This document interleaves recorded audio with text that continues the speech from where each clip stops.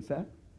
కొంతమంది నిద్ర రాకపోయినా మంచం మీద పడుకొని నిద్రని రప్పించుకుంటారు. బాగా వినండి.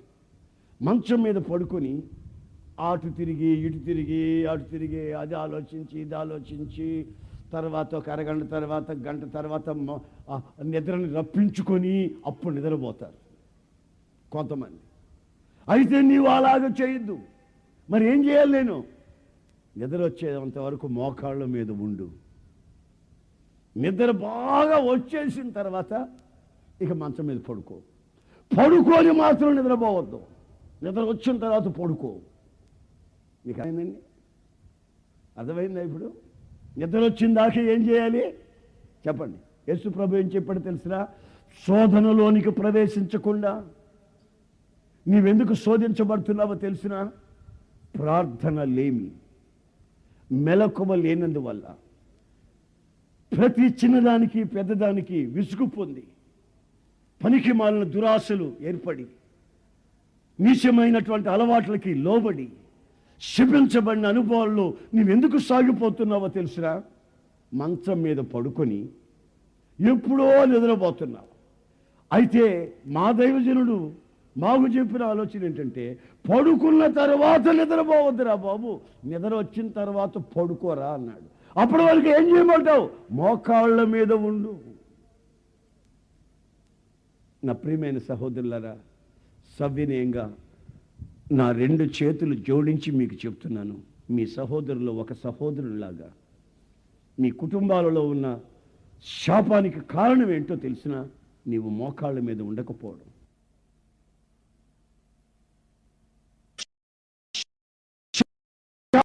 శాపం, రోగం, నింద, అవమానం, ఆర్థిక వ్యవస్థలో శాపం నీవు అనుభవిస్తున్నావు. కారణం ఏమిటి?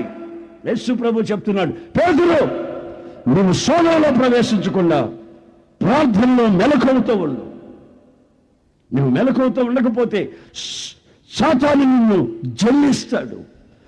జల్లెడలో జల్లించినట్టు జల్లిస్తాడు. చాటలో వేసి నిన్ను జల్లిస్తాడు. నువ్వు శాపంగా మారిపోతావు. నన్ను ఎరగని అబద్ధం చెబుతావు. నేను ఎవరో అన్నట్టుగా నన్ను దూషిస్తావు. శోధనలో ప్రవేశించకుండా ప్రార్థన చేయి. ఇప్పుడు మన వాళ్ళ సంగతి ఎలా మారిపోయిందంటే, 24 గంటలు తిండి పెట్టి నిద్రపోమంటే, తిండి ఫుల్లుగా పెట్టి నిద్రపోండిరా బాబు అంటే ఇక పని బాట లేకుండా నిద్రపోయేదానికి సిద్ధంగా ఉన్నారు. అందుకే శాపం అనేకుల జీవితాలని ఆవరిస్తూ ఉంది. నీ కుటుంబంలో నీ పిల్లలు విచ్చలవిడైపోతున్నారు. కారణం ఏంటో తెలుసా? తల్లివిగా తండ్రివిగా పిల్లలను గల నీవు మోకరించి ప్రార్థన చేయకపోవడం. ఎంతసేపు సంపాదన మీద పడడం, అక్రమంగా ఎక్కడైనా ఏదైనా సంపాదన దొరికితే తీసుకొచ్చి పిల్లలకు పెట్టడం, అక్రమ సంపాదన కొరకు ఆశలతో అరువు శాస్తూ పరిగెత్తడం. నీ దీపాన్ని ఆయన వెలిగిస్తే అది వెలుగుతుంది. నీ పిల్లల జీవితాన్ని ఆయన వెలిగిస్తే నీ పిల్లలు ప్రకాశమానంగా సాక్షిగా మారుతారు. లేకపోతే పోలీస్ స్టేషన్లలో దెబ్బలు తింటారు, లేకపోతే మనుషులతో దెబ్బలు తిని వస్తారు. ఏ రోజో ఏ సందర్భంలోనూ ఎక్కడో ఒక దగ్గర కాళ్ళు చేతులు ఇరగొట్టబడతాయి. నీవు మోకరించకపోతే నేను నీ దీపాన్ని వెలిగిస్తాను. ఈ రాత్రి నీవు సాక్షిగా దీపస్తంభం మీద ఉంచి అనేకులకు సాక్షిగా బ్రతకాలని నిర్ణయిస్తే నీ కుటుంబాన్ని నేను వెలిగించి ప్రకాశింపచేసి సాక్షిగా స్థిరపరుస్తాను. ఈ రోజున అనేక మంది చెప్పేది ఏంటో తెలుసా? అయ్యో, ఒకప్పుడు యేసుప్రభుని నమ్ముకొని ఇంట్లో మేము దీపం వెలిగించుకొని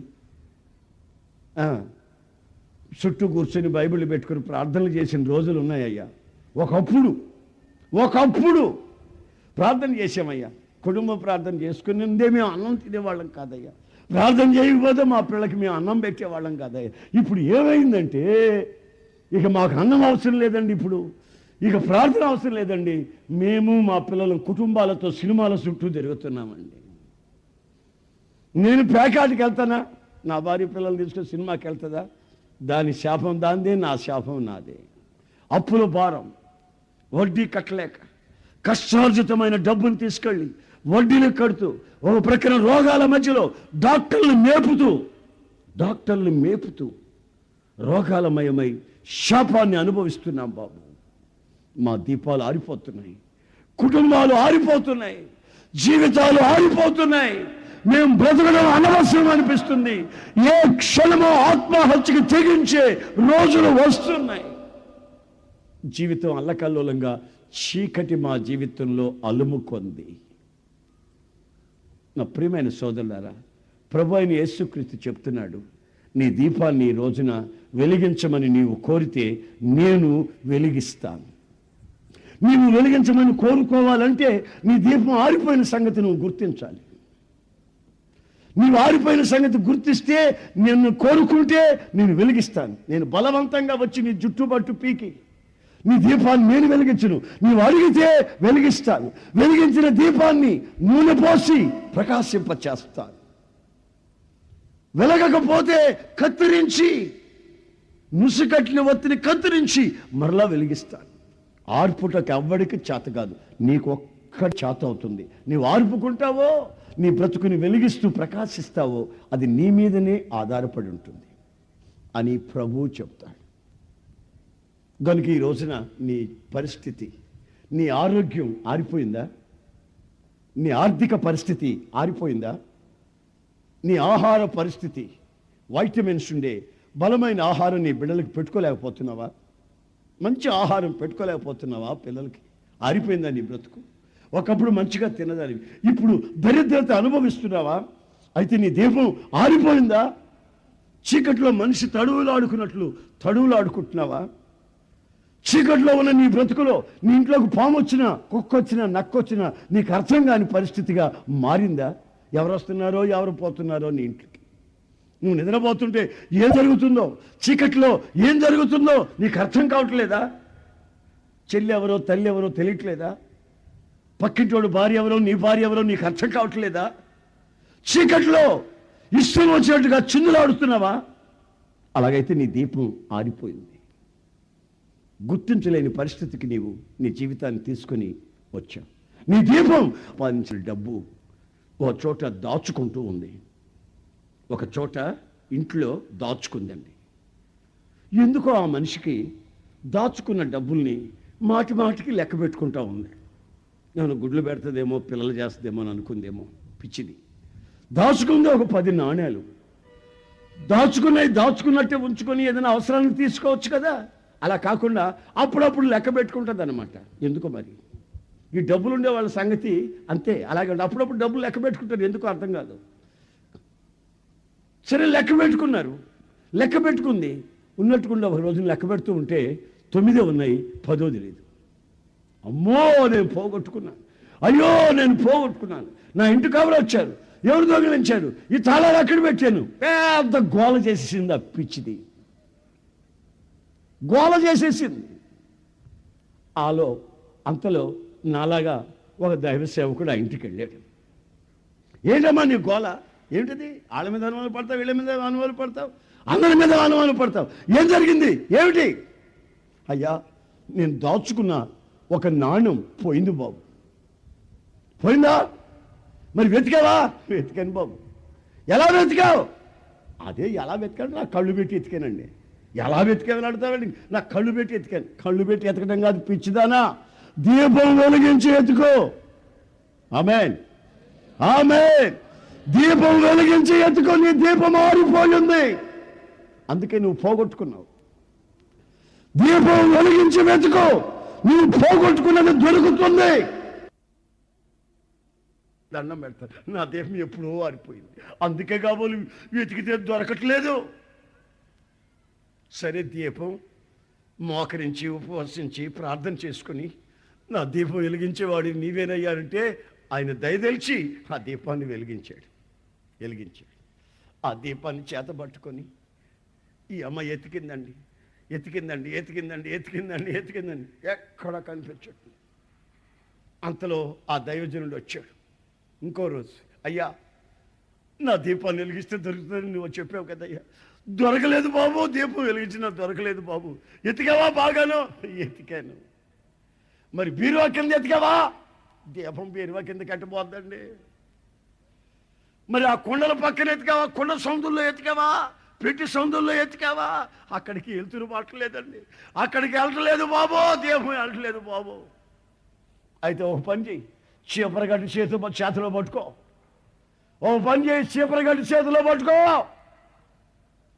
చీపరగడ్డి ఎందుకండి? పట్టుకో చెబుతాను. దీపం ఎడం చేతిలో పట్టుకో, కుడి చేతిలో చీపురగడ్డి పట్టుకో. ఇక నెమ్మదిగా వంగి బీరువా కింద, ఆ అలమర కింద, ఆ కొండల్లో పెట్టి సొంతల్లో లాగా బయటికే. అట్లాగయ్యా ఈ వెలుగు అక్కడ ఆ లోపల వెలుగు పోనక్కర్లేదు. చీపరగట్టు పట్టి లాగు బయటికి. చీపరగట్టు పెట్టి పెట్టండి. కొట్టక ముందు గల్లుమని బయటకు వచ్చింది. అయ్యా దొరికింది. ఎప్పుడు దొరికింది? చీపరగట్ట దెబ్బ తగిలితే దొరుకుతుంది. చీపరకట్ట దెబ్బ తగలకపోతే, చీపురు దెబ్బ తగలకపోతే దొరకదు. ఓ ప్రక్కన దీపము, మరో ప్రక్కన చీపురు దెబ్బ తగలాలి నీ మొహానికి. అంటే అర్థం ఏమిటి చెప్తాను వినండి. చీపురు అంటే అర్థం ఏంటో చెప్తాను వినండి. నేను ఒక రోజున మా ప్రార్థనా మందిరంలో వాక్యం చెప్తున్నా. మా ప్రార్థనా మందిరానికి ఒక అంకుల్ వస్తాడు. ఆయన అంటే నాకు మహాప్రాణం. మా చిన్నాయనలాగా ఉంటాడని. ఆయనకి నా మీద మహాప్రాణం. ఆయన ఎంత ప్రేమగా నన్ను చూస్తాడంటే అంత ప్రేమగా చూస్తాడు. కుటుంబం ప్రార్థనకు వస్తా పోతా ఉంది. ఒకరోజు వాక్యంలో నేనేం చెప్తున్నానో తెలిసినా, కొంతమంది భక్తిగానే ఉంటారు, భక్తిగా ఉన్నట్టు నటిస్తారు, వేషధారులుగా కనబడతారు. చిన్నిల్లు పెద్దిల్లు అని ఇక్కడొక ఇల్లు అక్కడొక ఇల్లు ఉంటుంది కొంతమందికి. వాళ్ళ జీవితాలు ఆశీర్వదించబడవు, బాగుపడవు అని వాక్యపు వెలుగులో నుంచి వాక్యాన్ని చెబుతా వస్తున్నా. ఆ సమయంలో ఈయనకి తగిలినట్టుంది, చీపురు దెబ్బ తగిలినట్టు ఆ వాక్యం. ఆయనకి ఇద్దరున్న సంగతి నాకు తెలియదు. ఆయనకి చిన్నిళ్ళు పెద్దిళ్ళు ఉన్న సంగతి నాకు తెలియదు. ఈయన ఇక్కడ ఇంట్లో ఉంటాడు, ఎడని పోషిస్తాడు. ఆ ఇంటికి పోయి ఆ పిల్లకి ఫీజులు కడతాడు, ఆ పిల్లకి పెళ్ళిళ్ళు చేసి వస్తుంటాడు అంటే నాకు తెలియదు. ఇప్పుడు నేను చెప్పే వాక్యం చీపురు దెబ్బ తగిలినట్టు మొహానికి తగిలింది. తగిలేసరికి పక్కనుండి ఆయనతో అన్నాడంట, ఎవడికి ఎంతమంది ఉంటే యేసయ్య గారికి ఎందుకో, మమ్మల్ని ఇటు బతకనీడా అన్నాడట. మమ్మల్ని ఇటు బతకనీడా, ఎవరికి ఎంతమంది ఉంటే ఈయనకెందుకంట యేసుప్రభు మాటలు చెప్పాను అంటే. యేసుప్రభు మాటలు అంటే ఆయన దృష్టిలో ఏంటో తెలిసినా, మరియమ్మ కొడుకు, కార్పెంటర్ పని చేశాడు వాళ్ళ నాయన. ఏమండి, గుడ్డోను బాగు చేశాడు. ఇట్లాంటి మాటలు చెప్పమాను యేసుప్రభు గురించే. ఇవన్నీ ఎందుకో, ఎవరికి ఎంతమంది ఉంటే ఆయనకి ఎందుకంట అంత కొనుక్కుంటా ఉన్నాడు. మరలా నేనేదో మాట చెప్పేసరికి మరలా ఇటువైపు తగిలినట్టుంది ఫటామని. ఇక కూర్చోలేక ఆ దెబ్బకి లేచాడు, పైకి లేచి ఇగో ఈ బైబిల్లోనో ఈ పాటల పుస్తకం నా భార్య పిల్లలకి నేను పోతున్నా అని పక్కనోడికి చెప్పి అదే బరిగెత్తాడు. మిట్ట మధ్యాహ్నం 1 గంట నేను వాక్యం చెప్తానేమన్నా ఈయన లేచి వెళ్ళిపోయాడు. నాకు ఇవ్వాలని ఆ రోజు 1000 రూపాయలు తెచ్చాడంట, కానుక ఇవ్వాలని. ఇంకెందుకు ఇస్తాడు? చీపురు దెబ్బ పెటాన్ని తగిలితే ఇంకెందుకు ఇస్తాడండి? తీసుకొని ఆ 1000 రూపాయలు కూడా తీసుకొని అన్యాయంగా పోగొట్టుకున్నాడు. యేసన్న 1000 రూపాయలు ఈరోజు నేను ఇచ్చేవాడిని, ఈ వాక్యం చెప్పినందువల్ల నాకు ఇవ్వబుద్ధి కావట్లేదు, నేను వెళ్ళిపోతున్నాడు. పోతూ ఉంటే ఏం జరిగింది, ఒకడు ఎవరో కారు నేర్చుకుంటా ఎల్బోర్డు తగిలించుకొని తిన్నగా ఈయన మీదకి ఎక్కిచ్చాడు. పడడం చెవులో ముక్కులో రక్తం కాయింది, ఒక కాలు ఇరిగిపోయింది, ఫటామని ఇరిగిపోయింది కాలు. ఇక ఆయన్ని తీసుకెళ్ళి ఆ కారుడే అక్కడ తీసుకెళ్ళి హాస్పిటల్ అంతా చేర్చి తనకు కొంచెం స్పృహ వచ్చిన తర్వాత చెప్పి పంపిస్తే ఇంకా వీళ్ళు ప్రార్థనలోనే ఉన్నారు. మేము ప్రార్థన ముగించుకుంటున్నాం. ఆదివారం ప్రార్థన ముగించేసరికి భార్య పిల్లలకి చెప్తే వాళ్ళు హడావుడిగా పరిగెత్తి వెళ్ళిపోయారు. నాకు చెప్పి ప్రార్థన చేయండి అని వెళ్ళిపోయారు. వెళ్ళిపోతే భార్యాభర్తలు పోయి నాయనో ఏమైంది అంటే, యేసన్న గారిని మొదట పిలిపించండి అన్నాడంట. వాళ్ళు భార్యాభర్తలు చూసేదానికి వెళ్తే ఏసన్ గారిని పిలిపించాను అన్నాడంట. వెంటనే కబురు వచ్చింది. నేను వెంటనే వెళ్ళా. ప్రార్థనలో కూర్చోకుండా లేచి వెళ్ళిపోయాడు. ఏం జరిగిందో అని చెప్పి నేను వెళితే నన్ను చూసి ఏం మాట్లాడలా, దండం పెట్టాడు. దండం పెడతానే ఉన్నాడు. దివా ఆ సొక్కాలో 1000 రూపాయలు ఎత్తి అన్నాడు భార్యని. ఏంటి 1000 రూపాయలు కానుక ఇవ్వాలే, తర్వాత ఇస్తే లేవయ్యా ప్రార్థన చెప్పి దిగా ముందు అయ్యా ఆ 1000 రూపాయలు తీసురా అన్నాడు. తెచ్చి భార్య చేతికి ఇచ్చింది. అయ్యా ఇదిగో 1000 రూపాయలు ముందు తీసుకునే తర్వాత ప్రార్థన చేయ్యా అన్నాడు. ఏంటి సంగతి అన్నా? ఏం చెప్తానయ్యా, ప్రార్థన చేయి, ఇది 1000 రూపాయలు తీసుకో అని 1000 రూపాయలు ముందుకు ఇచ్చి నేను ప్రార్థన చేయించుకున్నాడు. ప్రార్థన చేయించుకుని తిరిగాను. డాక్టర్ గారు వచ్చారు. డాక్టర్ గారు వచ్చి చెప్పాడు, ఏమండి ఈయన గారు ఈ వయసులో ఉన్నాడు కనుక కాలు ఇరిగిపోయింది, ఇక మళ్ళీ కట్టుకోదు, ఇక ఇంట్లో నుంచి బయటకు పోడు. వింటున్నారా? ఇంట్లో నుంచి ఎప్పటికీ బయటికి పోడు. కుర్చీ వేస్తే కూర్చోని ఉంటాడు, ఇట్లా అన్నం పెడితే తింటాడు. ఇక అంతగా మించి ఏ ఇంటికి పోలాడు, ఏ దారికి పోలాడు, ఏ కొట్టుకు పోలాడు అని చెప్తే భార్య అంటదే, ఇంకా అంతకంటే ఏం కావాలయ్యా? భార్య అంతకంటే ఏం కావాలయ్యా? ఇంట్లో ఉంటే నేను చూసుకుంటానులే అయ్యా, ఆ ఇంటికి పోయే కదా ఈ గతి పట్టింది. ఇంకా డబ్బులు ఏదైనా, ఏ వ్యాపారం అయినా, ఏ డబ్బులైనా, ఏ పెన్షన్ అయినా ఇంటికే వస్తాయి. ఆ ఇంటికే భార్య పిల్లలకే ఖర్చు పెట్టుకుంటున్నాడు. ఎందుకంటే ఆ ఇంటికి పోయేదానికి వీల్లేదుగా, ఆ కొంపకు పోలేడుగా, ఎందుకంటే కాలు ఇరిచాడుగా దేవుడు. ఆ 1000 రూపాయలు ఇచ్చిన దాకా నిద్రపట్ల. ఎందుకంటే ఈ కాలు కూడా ఎరగతాదేమోనని భయం. ఆ రోజున ఆయనకి జరిగింది ఏమిటయ్యా అని నేను అడిగితే, అయ్యా చీపురు గడుతూ కొట్టినట్టు కొట్టావయ్యా, అది పెట పెట పెట ఒక పక్కన కొట్టావయ్యా, అటు ఇటు కొట్టావు, నాకు దెమ్మ తిరిగిందయ్యా, ఇక ఉండలేక పరిగెత్తానయ్యా, ఈ గతి పట్టింది, కాలు ఇరికింది, ఇక ఆ కొంపకి నేను బాన్లే అయ్యా అంటున్నాడు ఆయనే. నాకు నవ్వు వచ్చింది. అయ్యా ఇంత భక్తిగా పెదబాబులు పట్టుకుని ప్రార్థనకు వస్తావే, నీకు ఈ అలవాటు ఉందా? మరి వందగా నీకు అటు చెప్పను వేస్తాను గారు, చిన్నడివే అంటున్నాడు.